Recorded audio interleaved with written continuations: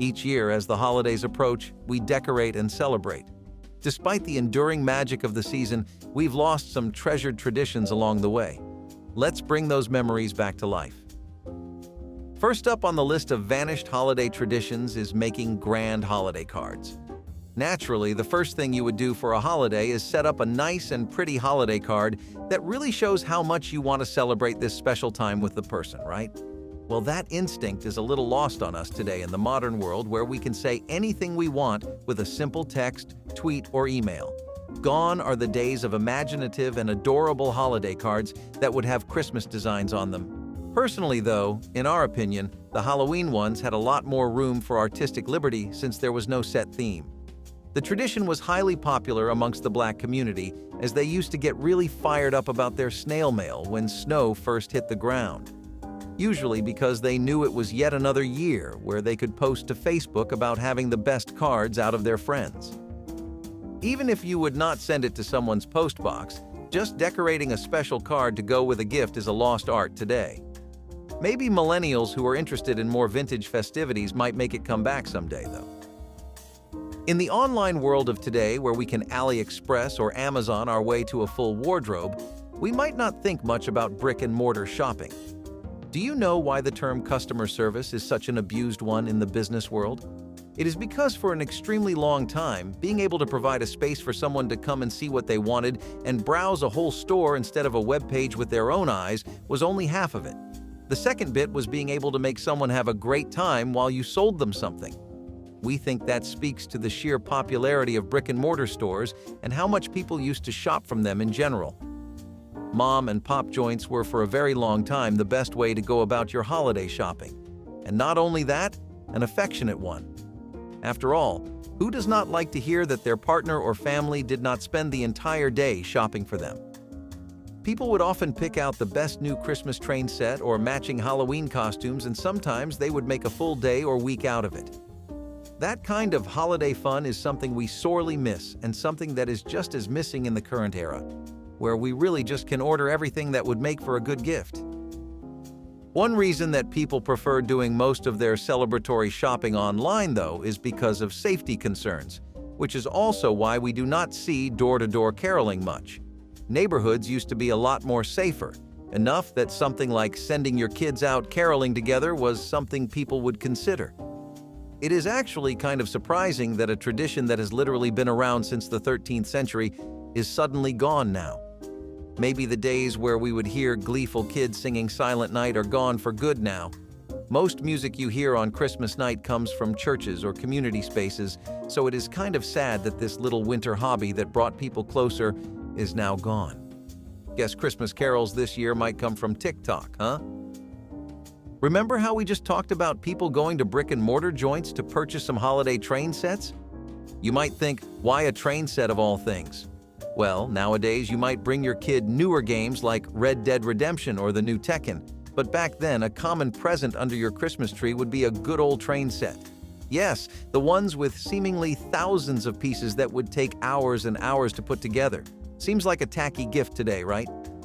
You would want to go for something relaxing or immediately enjoyable, but see, not only were holiday train sets more popular ages ago, but so was travel by trains. In fact, most people would have to take trains to visit family during holiday seasons. Asking for time off from work because you had to catch two-way trains was a pretty valid excuse. And let's be real, those winter rides could get boring at best and lonely at worst.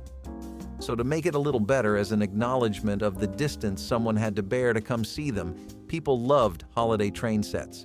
We think it is a pretty cute little story, and definitely a thoughtful gift, even though we would never put one together if someone gifted one. People would not just hand someone a train set and call it a day after they came all that way. They would also pull out the best they had in regards to fine china and dressing. Got a gathering of literally everyone you know over the weekend? Paper plates would probably look pretty bad, so let's pull out the most fancy plates in the house. P.S. People would often find themselves pretty short-stacked of these plates, so shopping for them around that time of the year was higher too. Using some precious silver and setting up a very elaborate, thoughtful table was a love language for many. Nowadays, it is definitely regular for people to show up in something like that sweaty shirt they wore like half of the past week or jeans. Back in the 1900s, towards the end at least, people would get suited up proper and come dressed for the occasion, especially with the children. Don't you ever remember being hounded by your mom about how you really need to nail this suit for Thanksgiving? Gotta keep up the family rep, right? Presently, it is definitely the more sensitive family that chooses to put that kind of effort in for the most joyous meals of the year. A part of the joy of those meals was stuffing your mouth full with hand-strung popcorn garlands, which were just the easiest and crunchiest little decoration. Something that would put you in the festive spirit right away. All they took were some pretty simple things. If you had a bit of thread and some needles lying around, you could fix up some garlands in a sec. Today, even seeing something like needles and threads is rare in homes, what with all the sales and shopping at the malls, but back then people would still have items like that in use. Some of that use was out-of-the-box crafty work like hand-strung popcorn garlands, and we have to say, they certainly do bring a smile to your face, would you not agree? You know, the kids in particular loved those popcorn garlands, and something else that was a must-have if you had children in the house was the grab bag. The grab bag was something that really hammered home one thing, which was how much better holidays are when you spend them with everyone else. Because they were an activity that kids would all do together, sometimes with their family, sometimes with their best friends or class at school. The tradition was that everyone would put all of what they got into one bag, and everyone would have to put a hand in the grab bag and try their luck.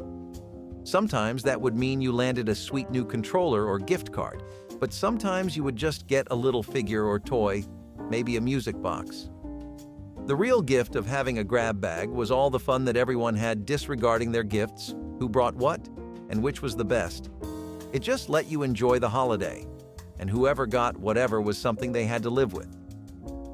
Silver Christmas trees were something that not just the children, but literally everyone would look at with awe.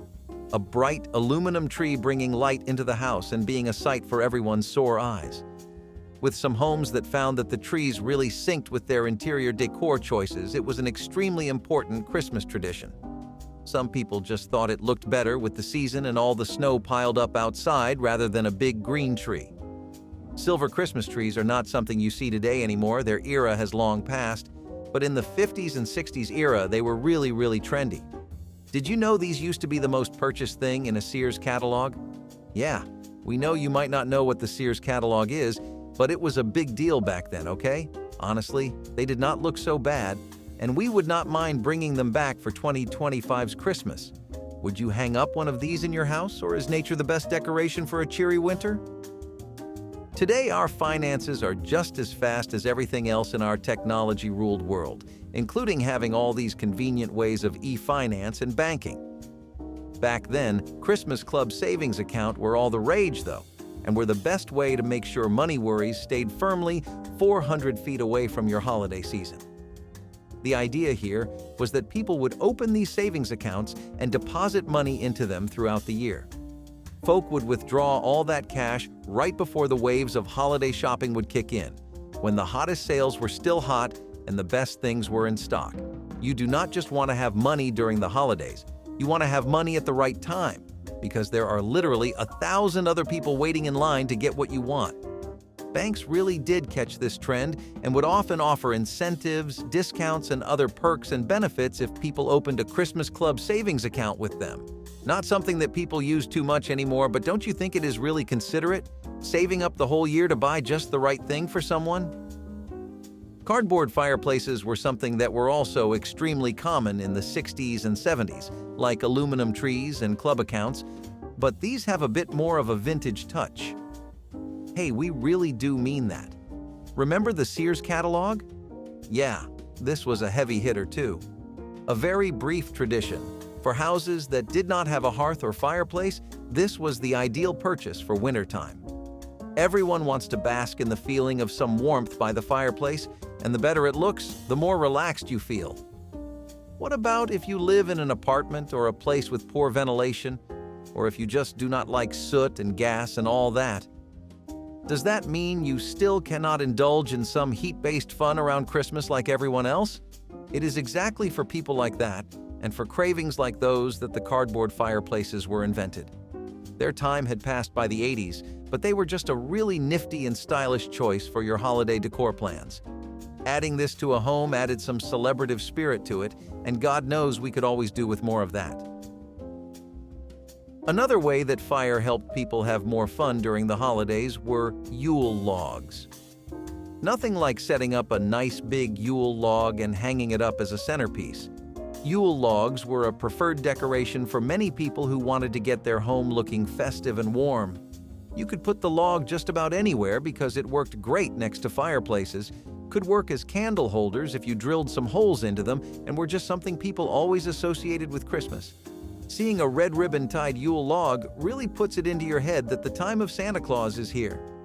Yule logs looked great, and that definitely helped them be as popular as they were, bless the white birch. It was a standard tradition to share a whole gallon of eggnog in the backyard around a burning Yule log or by the hearth. Many heartfelt conversations and fond family memories were made this way. For what it is worth, the eco-friendly homes of today are definitely much healthier and safer, but maybe a fire once or twice would not hurt. Now, hot Dr. Pepper is a tradition that completely disappeared over time. You will be shocked to know that eggnog was not the only warm drink that people drank around Christmas time, and hot Dr. Pepper was definitely a steady rival for it. It began as this niche trend that was only done in a few neighborhoods, but it became a massive nation-sweeping trend later. Dr. Pepper actually marketed this as a way to keep sales high during cold times when people were less fond of drinks that made their teeth jitter even more than they already were. The American South definitely loved this, as most of the sales first came from there. But over time, everyone would enjoy some hot Dr. Pepper. The company themselves recommended always to warm it up in a saucepan and serve it with some lemon, but people put all kinds of their takes on it. Is that something you think would be good? Because we are not sure how to feel about this one, but it is not in the Christmas spirit to be closed off from trying things. Figgy pudding was another Christmas delicacy that people stuffed themselves full of. It was just a steamed cake, but it would be filled with raisins or all kinds of spices and dried fruit, and sometimes people would soak it in rum or brandy. Nothing like your food caked in booze to really kick it into high gear with the celebrations, huh? You might be surprised to find out that this was not an American invention, but rather something that British Americans popularized in the States. If we get really historical, it has been slowly picking steam since the 17th century, but it was at the height of its popularity in the 60s. Flavor palettes back then allowed for a lot more usage of dried fruits and desserts. People would have things that tasted similar enough to some good figgy pudding in their basic diet too. So it was not like this really unique flavor you would only associate with the holiday season. You could feel comfortable eating this even if you were not really too much of a dried fruit in your cake person. Something about all holiday cuisine is that it can be such good comfort food, don't you agree? Let's break away from the cooking-related holiday hobbies and into the more competitive ones like Christmas light competitions. These contests would get people so fired up that they were often the source for much holiday infighting between neighbors. Could you blame people? It takes a lot to make those lights look as good as they do, and when they go underappreciated, it really puts a damper on your holiday cheer. The perfect thing to get some attention for your magnum opus is to put it up in the Christmas light competitions. Even if you did not win first place, which usually looked like winning a gift basket or a gift card or some kind of spa session as a reward, you still felt pretty good. In fact, rarely was it ever even about the prize, because to most first place was the actual trophy. See what we mean about this really bringing out the go big or go home mentality in people? At the height of this tradition's popularity, there were some real outrageous decorations lining up neighborhoods. All kinds of dazzling lights and wonderful festive sights to raise your mood sky high. We definitely miss those times because they were a sight to see. And we want to walk out of our home to see the same kind of aesthetic in the streets today too. What better forgotten holiday tradition to end the list with than some fashionable and charitable Christmas seals? We can take the conversation as far back as 1907, when they first began being issued to raise charity for tuberculosis, or the 30s, or any other period before the 80s. You will still find Christmas seals being a pretty popular Christmas regular that people took part in actively. Any holiday card or package that you picked up from brick-and-mortar shopping, you would seal the deal with one of these. Some people even use them today, and honestly still in the same spirit too, for causes or organizations working to beat many diseases and the like. Christmas seals were a lot like postage stamps, and people would buy these out at stores. A gift is personal, and nothing says personalization like a hand-picked seal that reminds you of the person you got it for. Even names like the Red Cross would shell out hundreds of millions of these in the early 20th century for people.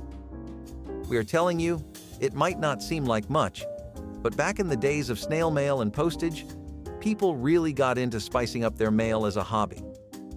Christmas seals probably capitalized on that witty desire better than anything else, so we would love for this to make a comeback as an accessory. Let us know what you thought about these long-forgotten traditions and what you would pick to say Happy Holidays. Subscribe more for videos on American history and traditions.